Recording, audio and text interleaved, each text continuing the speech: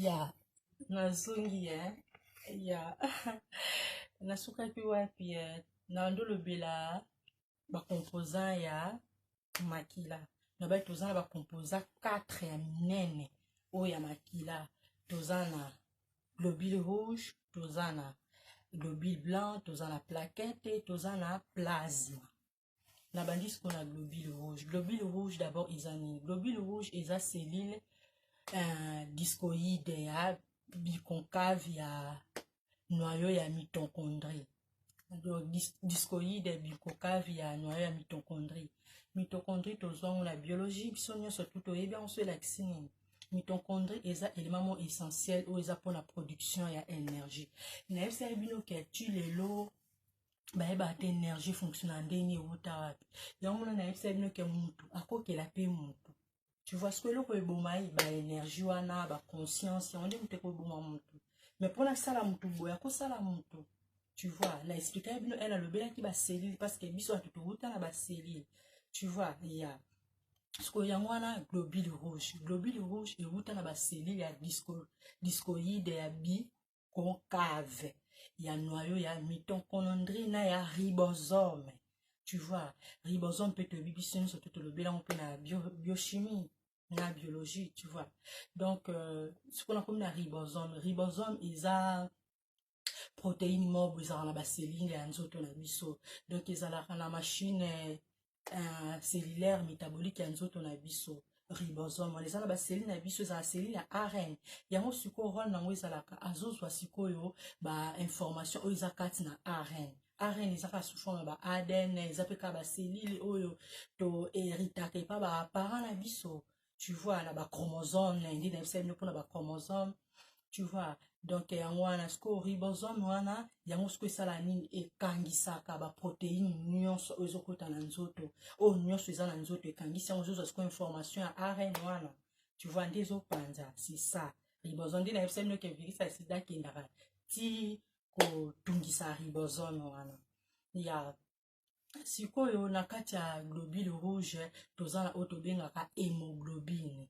Hémoglobine yango siko rôle nango eza nini ya globule rouge wana eza ya kotransporte oxygène na dioxyde de carbone na organe ya nzoto na biso mobimba ntina batisi ya nzoto donc ezo arrose na batisi nyonso ya nzoto siko yango tobenga eza na grâce nini esala bongo na grâce ya hémoglobine. Hémoglobine eza na kati ya globule rouge eza ba fer yango mona basi mususu soki asali hémorragie mingi na aire ba période na ye asali polyménorrhée donc il faut amela ba fer yango bato mosusu baza na ba fibrome comme fibrome donc esenisaka mingi na aire moto aza na ba période na ye ediminuaka makila donc yango soki fo omela ba fer wana eza ba protéine oyo eza na kati ya makila oyo tobenga hémoglobine. Tu vois, pour matzato ya hémoglobine. Oh mona. Donc, CNTP, ça, donc, ribosome, mitochondrie, eza na kati ya, eza présent na kati ya ba cellule ya eucaryote na ya procaryote. Ça veut dire, eza biso ba être vivant, ba plante, ba nyama, tu vois, biso nyonso tu yangwana. C'est ça, sort. Sikoto ke na globule blanc.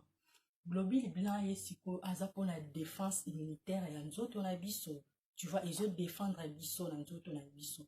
Ya mwana to qu'est-ce qu'on a ba plaquette. Ba plaquette ezani. Ba plaquette na lobaki eza esunga biso pour la coagulation surtout ça la énergie. Tu vois.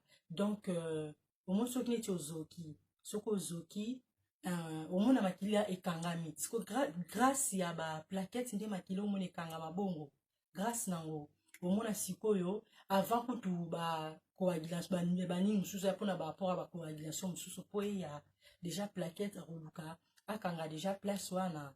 Tu vois, donc siko to lobela toujours plasma siko to comme la plasma siko eza liquide osko ba cellule nyonso wana eza baigné na kati donc ezo nager na kati eza mai osko ba cellule nyonso wana ezo nager na kati neti ba nutriments ba déchets donc ba hormones donc ba anticorps. Tu vois, il y a un des plasma. Ce qu'on rend la plasma, rend la plasma pour transporter ya korégularize sare mai na mungwa ya korégularize mai na mungwa na ba tisi ya nzoto na biso ya koarrose na ba tisi nyonso ya nzoto na biso.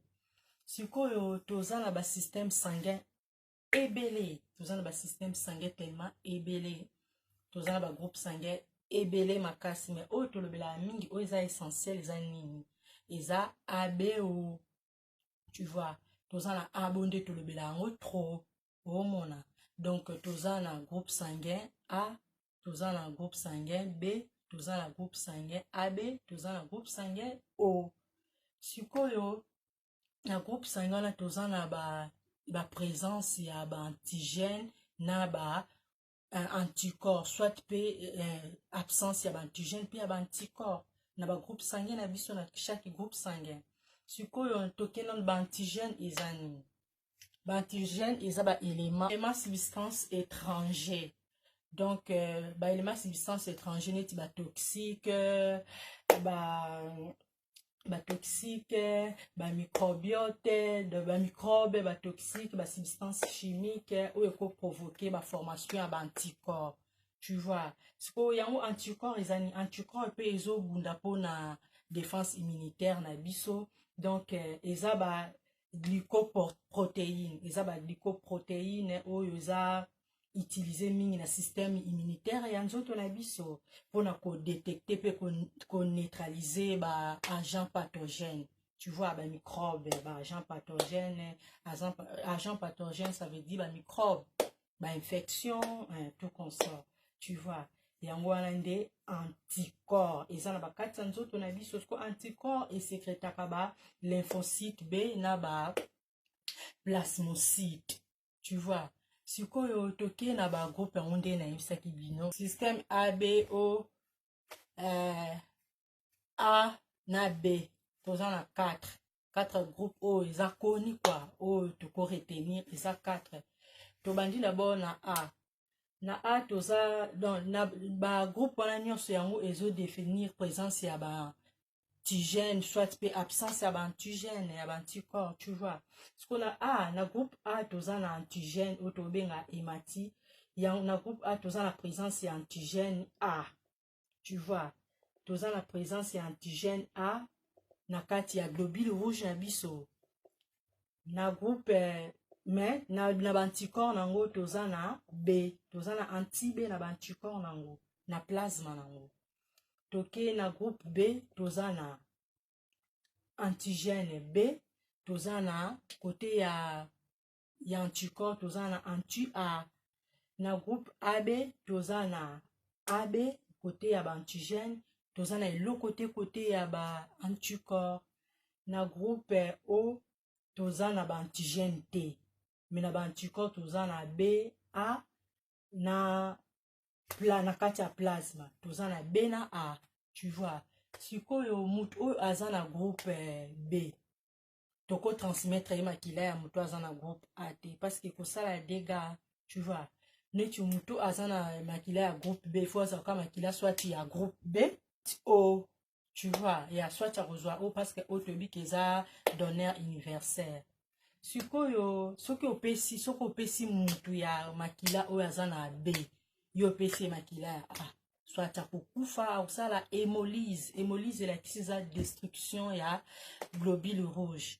Mutu wana akokufa. A partir ya wana nde siko pona ba danger wana nde siko bakoma mutu na groupe na ya kozwa makila ya groupe na ye. A partir wana nde koma neti mutu aza na makila ya A ya groupe A akozwa makila ya A na ya O. Mutu aza na groupe B akozwa makila ya B na ya O. Mutu aza na groupe AB akozwa makila kaka ya A, akozwa makila nyonso, parce que ye aza receveur universel, tu vois. O aza donneur universel, mais aza receveur universel te. Sikoyo B AB aza receveur universel, ya kozwa ne makila ya batu nyonso. Mutu aza na AB, tu vois, ya kozwa ne makila ya batu nyonso. Omondenge eza ya. Sikoyo toke na ba globule rouge, plasma na globule rouge ezala séparé. Plasma eza liquide nde na yebisa bino, globule rouge yango nde makila, tu vois. Ce que il y a don du sang, bah sépara kango. Plasme ils à la couleur jaune, hein. Globule rouge ils à la couleur rouge, bah sépara kango. Sikoyo, net soki ke ozui makila ya plasma. Makila oyo ya plasma ya mutu oyo aza, par exemple, mutu aza na anti-A. Mutu aza na anti-A ozui makila ya B, oki kopesa ye. Et ça la même réaction on a ebisi bino wana.